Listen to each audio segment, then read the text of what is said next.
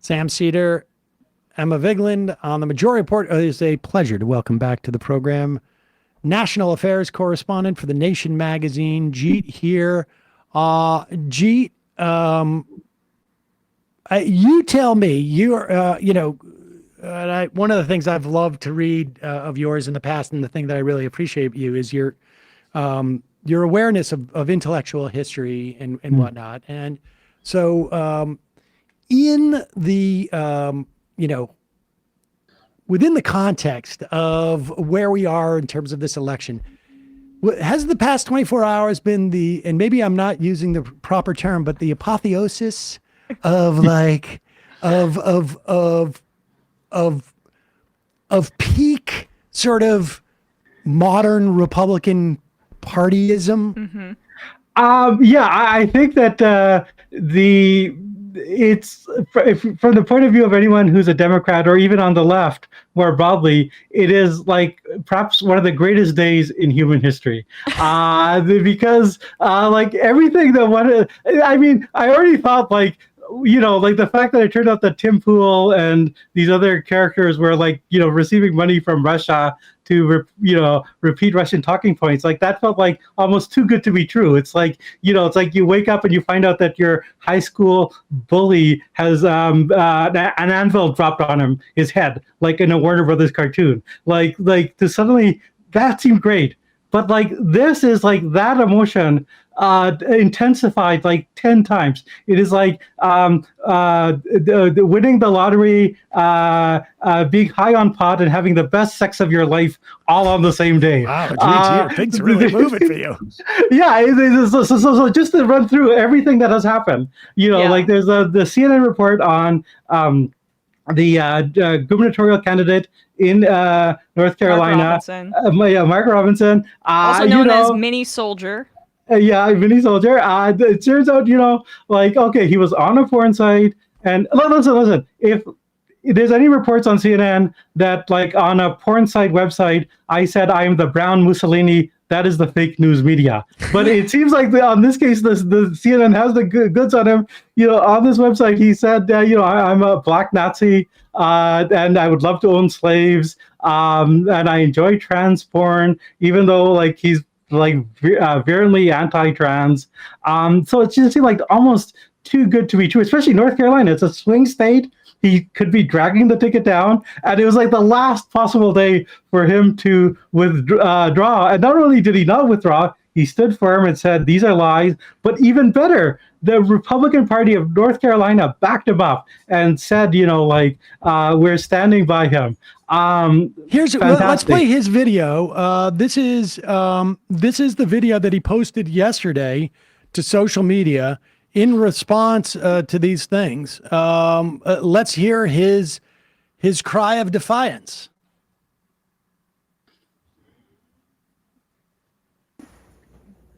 Hey guys, Lieutenant Governor Robinson and your Republican nominee for governor as well, of course. Well, guys, the news media is at it again. My opponent is at it again.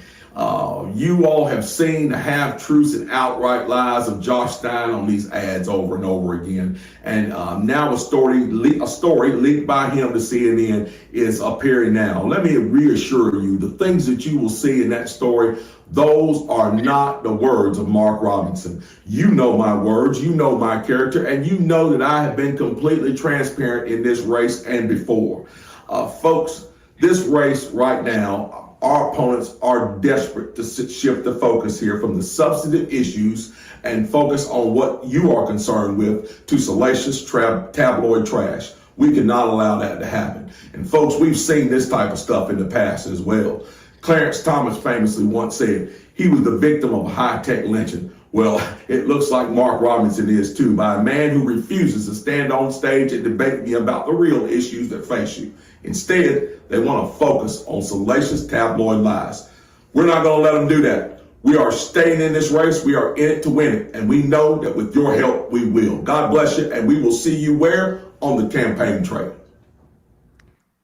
Is he sure that he's not trying to use high-tech lynching in a positive context, given his affinity for wanting to own slaves and slavery in the South back then? I mean, that's an interesting question because I mean, Trump said that he's Martin Luther King on steroids and Martin Luther King times two. But like Robinson himself has in these comments, I'm quoting here. It's a disgusting thing, but perhaps highlights what we're dealing with. He says Martin Luther Coon, and if I was allowed to join the KKK, I'd be able to say that this is the things I'd be saying.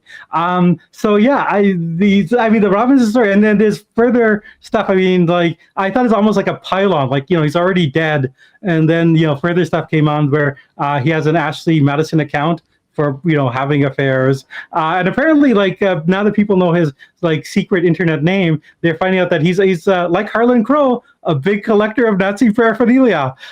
So if you're like someone who wants to own swastikas and SS armbands, the people that are driving up the prices are Republican donor Harlan Crow and Republican nominee Mark Robinson. So those are the people you blame.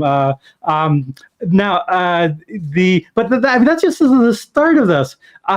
It also turned out in that Ashley Madison leak that Christopher Rufo, who's one of the leading guys in the anti-trans, anti-woke, anti-critical race theory stuff, apparently he also has an Ashley Madison account, reportedly. We'll figure out if this happens because he denies it and says that it could have been one of his children who did this as a prank. To which I say, bad parenting, man. Like you're. Wait, who was that also said that? Was it Marino? Marino blamed the intern. Marino running against Sherrod Brown. Brown in Ohio blamed an intern for a similar thing, using his email to sign up. I think it was for Grindr or something like that. A day gating site. But and just a pro tip on doing one of these pranks. Yeah.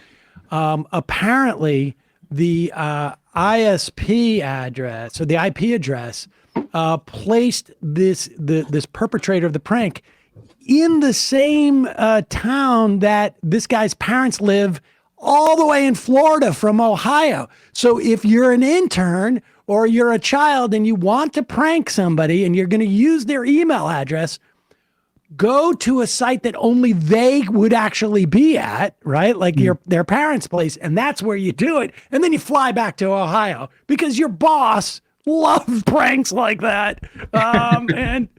So that's the key. All right, so now Rufo, the Rufo, and then but later in the evening it turned out that Olivia Nuzzi, writer. Wait, we haven't finished with Rufo because one of the other things that sort of complicates things with Rufo. Can we put up? Do we have this?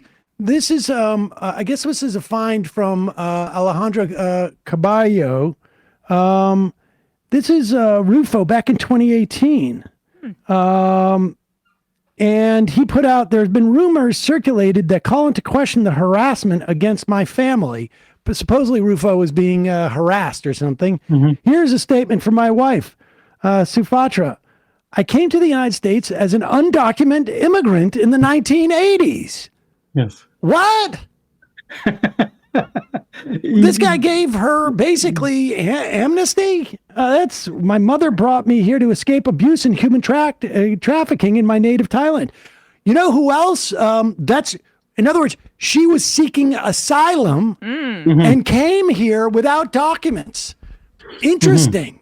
Yeah. Well, I mean, I do feel that the right does have an exemption on immigration when it comes to mail order brides or similar situations involving family members. One can see it in Trump himself. I mean, his xenophobic rhetoric sort of stops at the gate of women he wants to marry. So that's just the way it is. JD Vance too, with his parent or his mother and father-in-law, right? He's very against all the illegal immigrants coming and eating cats and eating dogs. But when he's confronted about his wife's own the fact that she's first generation, hey, he's going to dodge that question as well. Well, no, I mean, the Great Replacement is very bad unless these are the only women who will have sex with us. I think that is the bottom line.